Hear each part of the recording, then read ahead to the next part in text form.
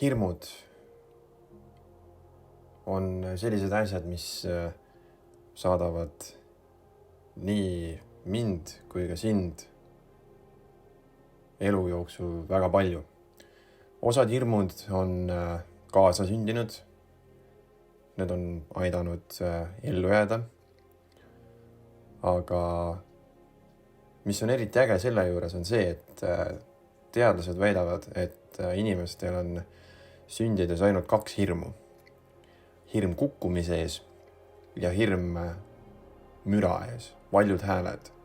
Ja need hirmud on inimeste seas universaalsed selles osas, et vahet ei ole, kus kohast või millisest kultuuriruumist sa pärit oled. Need 2 hirmu on universaalsed. Hirm kukkumise ees ja hirm müra ees. Kus kohast need ülejäänud hirmud tulevad?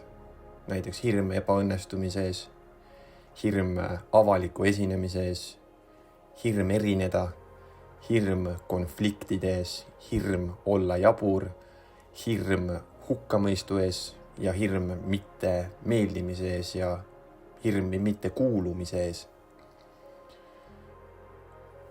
Tere kõigile, mina olen kogemusnõustaja Silver ja täna räägime hirmudest.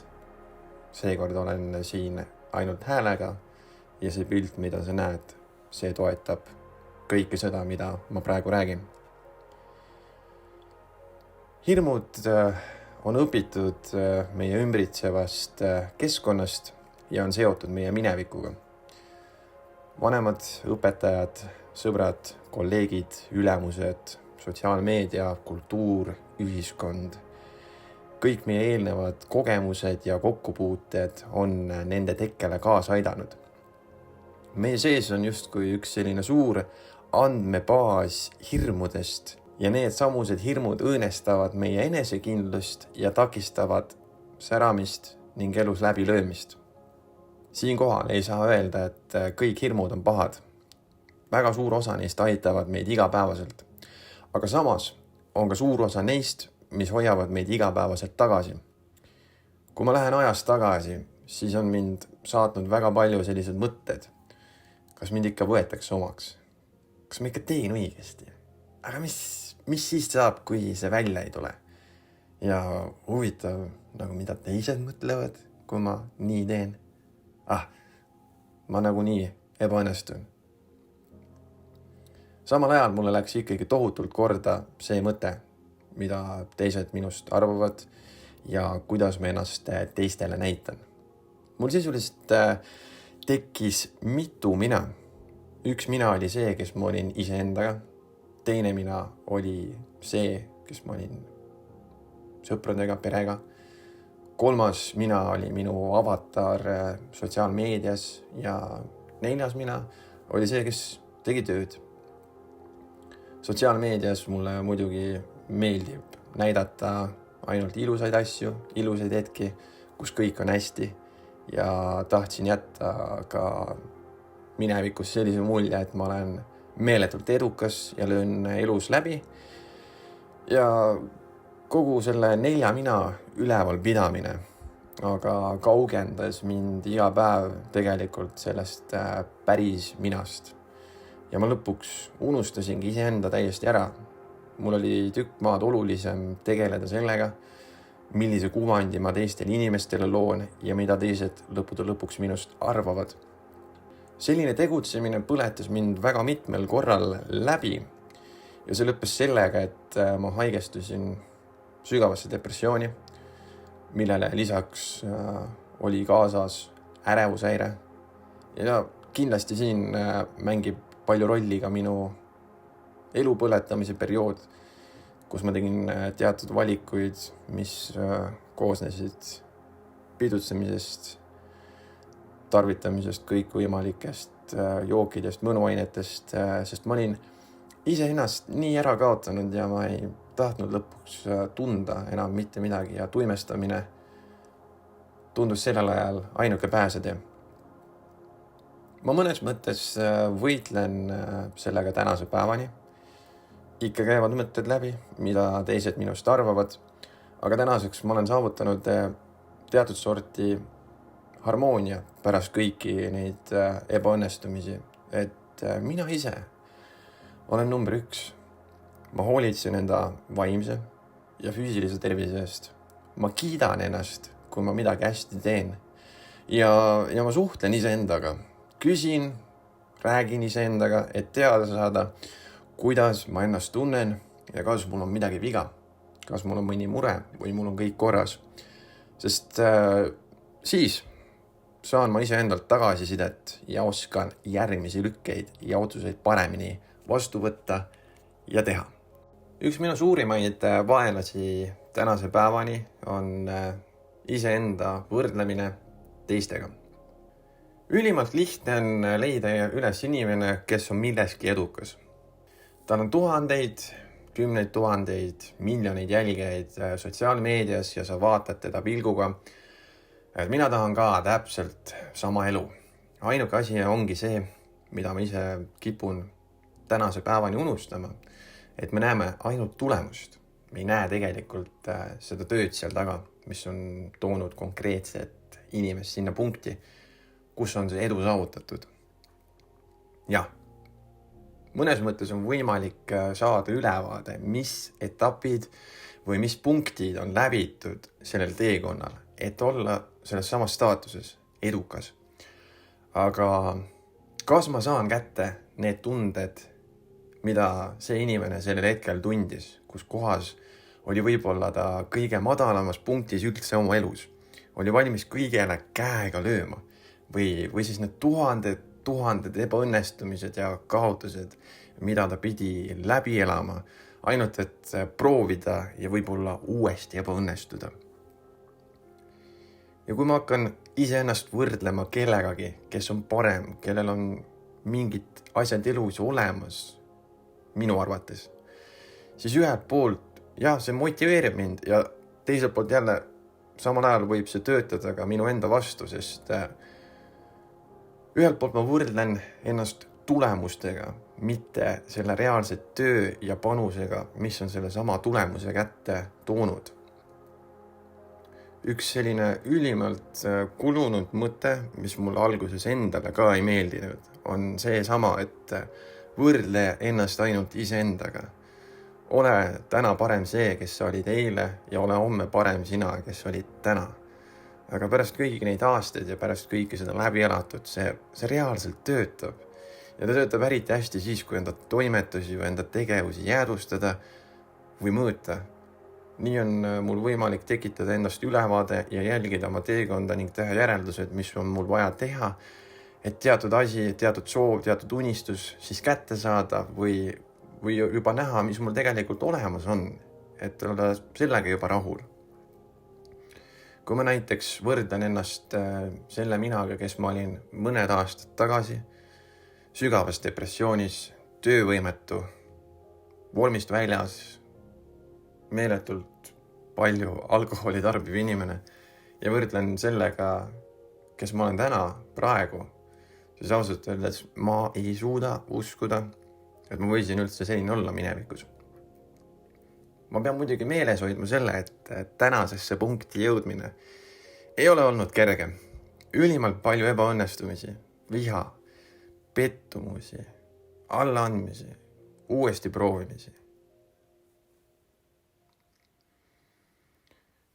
Omas tempos liikumine on samamoodi üks asi, mida ma pean meeles hoidma. Aeg tekitab minust palju ärevust, eriti selles osas, kui kiiresti aeg läheb. Ma tahan, et mul oleks ööpäevas rohkem tunde. Rohkem tunde ma kahjuks ei saa, aga mind aitab see, kui ma enda aega oskan planeerida. Kasutan näiteks kalendrit, märgin oma sündmused üle. See on nii ilmselge asi, igapäevane, aga see aitab mul nii palju paremini päevas orienteeruda. Üks asi, mille otsa ma olen korduvalt komistanud elus, on liikumine kellegi teise tempo järgi. Ehk siis ma liigun kellegi teise rütmis, mitte iseenda rütmis. Näiteks töökohad on olnud sellised, kus on olnud tähtaegade surve, projektide esitamise surve ja kui need ei saa valmis tööajal, ehk siis 9-5, siis tuleb teha neid töövälisel ajal. Vähemalt selline mulje jäi. Ja enne 20. oli mul selline kaaslaste surve. Osad olid neist juba oma eluvalikud teinud, kes läks ülikooli, kes läks kaitseväkke, kes läks kutsekooli, kes juba hakkas pere looma ja keegi juba oli alustanud ka oma ettevõtmisega. Siis olid endal samamoodi sellised mõtted, et stress, ärevus, et mida kuradit mina siis ette võtan? Ma ei tea, mida teha. Samas oli ka tunda kodus survet, sest kindlasti vanematel oli juba oma kogemus elus olemas ja oma nägemus, mis võiks olla nende lapsel. Jätka koodis käimist, saavutada kindel haridus, kindel töökoht, kindel kodulaen, kindel pere, kindel pensionipõlv ja kindel surm. Samas oli ka tunda sellist ühiskondlikult survet. Sa oled mees siis, kui sul on riietud nii. Sa oled mees siis, kui sul on selline elustiil. Sa oled siis mees, kui sul on sellised vidinad, selline auto, selline töökoht ja nii edasi, ja nii edasi, ja nii edasi. Ja siis ma ise penderlesin kõikide nende valikute vahel, kõikide nende teekondade vahel ja kõikide nende mõjutuste vahel. Et mida ma siis õigupoolest teada on, kas karjääri, kas teadmise omandada, kas teha ise midagi lahedat ja alati, kui ma midagi ette võtsin, siis kogu aeg oli millestki puudu ja ma kogu aeg kahtlesin, kas ma teen õiget asja, sest valikuid oli nii õhkralt palju. Kui ma midagi võtsingi ette, siis alati tuli ahvatlus kuskilt mujalt. Näiteks kohtumine mõne tuttavaga, kes oli kuskilt välismaalt tulnud ja rääkis, kui vinge elu üldse väljaspool Eestit oli. Siis ma olin jälle endaga sisekõnes, et väga lahe, miks ma üldse siin rabelen. Mu mõte on võib-olla veidikene klišee, aga vahet ei ole, kus sa oled või mis sa teed. Kuskil mujal tundub alati parem, aga igas kohas on oma probleemid ja mured, need ei kao mitte kuhugile. Sellepärast ongi hea jääda endale kindlaks. Kui ettevõtmine või valik või otsus lähebki vett vedama, siis las ta läheb. Vähemalt ma proovisin, ma sain teada ja ma sain kogemuse võrra rikkamaks. Uuesti on alati võimalik alustada. Ja siit me jõuamegi ebaõnnestumiste juurde. Julgus ebaõnnestuda ja üldse hirmud ebaõnnestumise ees. Ise ma olen mõnes mõttes perfektsionist. Mul on veidi kinnise idee, et mul peavad asjad ilusti välja tulema esimese korraga. Aga ma õnneks olen leppinud sellega, et need ei tule esimese korraga välja. Tõsi, vahepeal tõesti läheb õnneks ja asjad lähevad nii, nagu nad pidid minema esimese korraga. Aga tagant järele vaadates on veidi naljapakkuv see, et keskendumine perfektsele tulemusele lisab nii palju stressi juurde ja paneb ennast üle mõtlema, mis tihti võibki sellega lõppeda, et ma löön käega. Sest igal ühel, nii mul kui ka sul, kes sa vaatad ja kuulad, on enda pagas, mida me kaasas kanname ja millele me tegelema peame. See näiteks, kui mul läheb siin samas rääkides mõni asi sassi või tuleb mõni viga sisse. Jah, mina panen seda tähele, sina paned seda tähele, aga me unustame selle sama kiirelt. Samas on lihtne öelda, et ära tee seda või arvesta sellega, aga suurimad tarkused tulevad ju kogemisest, läbielamisest. Et nii paradoksaalne, kui see ka pole, mida rohkem sa ebaõnnestud, seda paremaks sa saad. Ja kui sa jäädki ebaõnnestuma, siis sa vähemalt oled ekspert ühes asjas, ebaõnnestumises. Ebaõnnestumistest on võimalik ka õppida. Ebaõnnestumised on tegelikult meeletu teadmiste allikas. Nad on nii väärtuslikud, et neid peaks mõnes mõttes ka nautima, kui need juhtuvad. Seda on lihtne öelda, aga ülimalt raske teha ja samas muidugi on ka ebaõnnestumisi, mis on nii valusad ja jäävad väga-väga pikaks ajaks hinge närima. Vähemalt on nende juures võimalik ammutada teadmised sellest läbielatust, mida järgmine kord teha või mida teha teistmoodi. Võib-olla praegu on ka nende ebaõnnestumistega veidi keeruline ka sellepärast, et tänu meie tehnoloogiale on alati oht, et äkki keegi jäädustab midagi. Äkki see pannakse kuskil üles. Äkki see läheb viraliks ja kõik näevad seda maailmas. Kui rääkida hirmudest ja ebaõnnestumistest, siis üks asi, mis on ka nende juurde kuulub, on tulemused. Mina ise pean tohutult vaeva nägema oma tulemuste nägemise võime treenimisega või siis iseendale aja andmisega nägemaks üldse tulemusi. Ja üleüldse me elame praegu nii põneval ajal, sest tehnoloogia on teinud nii palju asju ja nii palju teenuseid kordades kättesaadavamaks. Ja samamoodi on kaasa aidanud kogu see ülemaailmne olukord praegu, et asjad on rohkem kättesaadavamad internetis ja teenused samamoodi. Lihtsalt valid mingi asja välja, vajutad nuppu ja mõne aja pärast on see sul olemas. Ja ainuke asi, mis endal pahatihti jääb nägemata, on see reaalne tööprotsess seal taustal. Et näiteks asi sinuni e-poest jõuaks.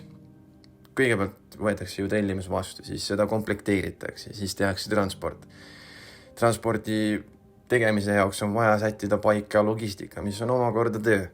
Ja samal ajal, kui ise midagi ette võtta, siis tahad seda tulemust samuti näha kohe. Ja kui ei näe seda tulemust kohe, siis on tunduvalt lihtsam alla anda või tunduvalt lihtsam käega lüüa. Tulemuste mitte nägemine toob kaasa ka endas kahtlemisi üldse, et kas ma teen õiget asja ja lõpuks on see selline suur lumepall, mis kuskilt alla hakkab veerema ja järjest suuremaks kasvab. Üks asi, mis veel toodete ja teenuste maailmas on tähelepanuväärne, on see, et see nutimaailmas olemine on ka mõnes mõttes takistus arendamaks välja sellist korralikku distsipliini ja järjepidavust, sest oma nutiseadmeid kasutades me saame pidevalt selliseid lühikesi dopamiinivalanguid. Tuleb notification, mina haaran telefoni. Ehk siis ma reageerin asjadele ja pika peale muudab see minu ajus neuronite vahelisi seoseid, mis omakorda suurendab minu enda käitumist reageerimisele. Ehk siis ma tahan, kui mul käib notification, ma haaran telefoni, ma muutun reaktiivseks, ehk siis mina enam ei kontrolli oma asju, vaid asjad ja sündmused pigem kontrollivad mind. Uuesti proovimised on sellised asjad, et ma olen neid elus pidanud nii palju tegema, uuesti proovima või siis uuesti alustama. Kui ma neid loeks oma käte ja jalgade pealt kokku, siis mul jääb sõrmedest ja varvastest kindlasti puudu. Sest ma ei ole sellist turvalist teed elus ise valinud. Mul on alati meeldinud teha asju pisut teistmoodi ja mul on alati meeldinud erineda mingisugusel moel. Kas see on mulle alati edu toonud? Pigem ei ole, aga ma olen nendest ebaõnnestumistest väga palju õppinud. Kui mul midagi ebaõnnestub või välja ei tule, on see niinimetatud haavade lakkumise periood, kus on see pettumus, kus kõik tundub mõttetu ja võib-olla tundub, et kõik asjad on minu enda vastu üldse ja see süüdlane on kuskil mujal. Aga aeg teeb oma töö ja varem või hiljem olen ma jälle raja peal tagasi tegemas hoopis midagi teistsugust. Kui mõelda minu ebaõnnestumiste peale, siis mind on visatud keskkoolist välja. See oli väga valus. Ma tundsin, et mul on elu läbinud, sest mu tulevik tundus järsku nii tume. Ma kogusin ennast, proovisin uuesti keskkooli astuda, mind võeti vastu ja ma sain hakkama, ma sain lõpetatud selle. Ma läksin ülikooli suure entusiasmiga, ma vaatasin, et see on nii põnev eriala, aga ma sain teada, et see eriala siiski ei kõneta mind pärast 1,5 aastat. Ja siis ma tundsin, et ma olen 1,5 aastat oma elust visanud kuskile tühja. Aga nüüd tagantjärele kõik need 1,5 aastat, mis ma olin ülikoolis, need annavad mulle nii palju tarkusi, mida ma praeguses elus kasutan. Ma olen töötanud mitmetes ettevõtetes ja ma olen läbi elanud seal väga palju ebaõnnestumisi, aga nüüd tänaseks päevaks on need kõik ebaõnnestumised teinud minust sellise tugeva isiksuse, kes saab asjadega hakkama. Ma olen teinud finantsiliselt hästi palju vigu. Ma olen mitmeid kordi olnud vormist väljas, kaaludes üle 100 kilo. Rekord oli 110 kilo lähedale. Ja nüüd olen ma taas kord jälle vormis. Need teekonnad on olnud lihtsalt tuleb juurde kaalu, aga seda on ülikeeruline maha saada. Aga kui teed õigeid asju, siis on see kõik võimalik. Ma olen mitmeid kordi joomise pärast teinud väga halbe otsuseid. Ja mitmeid kordi on joomine viinud mind punkti, kus ma enam vist ei tahagi võib-olla eksisteerida. Ja tegelikult see list on hästi pikk. Aga uuesti alustamine või uuesti proovimine võibki tunduda, et ta on meeletult raske. Aga kui sa piisavalt palju harjutad, kui mina seda piisavalt palju harjutan, hakkab uuesti alustamine ja uuesti proovimine ka välja tulema. Sest tahtmata elu läheb nii või naa edasi, sõltumata sellest, mis me teeme või mis me ei tee. Kõige vingem minu arust ongi see, et kui midagi esimest korda teha, siis enamasti ongi see katastroof. Lihtsalt tuleb kuskilt alustada ja järk-järgult õppida, vaadata, võtta tagasisidet, parandada ja muutuda paremaks igapäevaselt. Nii et järgmine kord, kui sina midagi ette võtad ja kui mina näiteks midagi ette võtad, siis lepime kokku. Küsime endalt, mis on kõige hullem asi, mis juhtuda saab.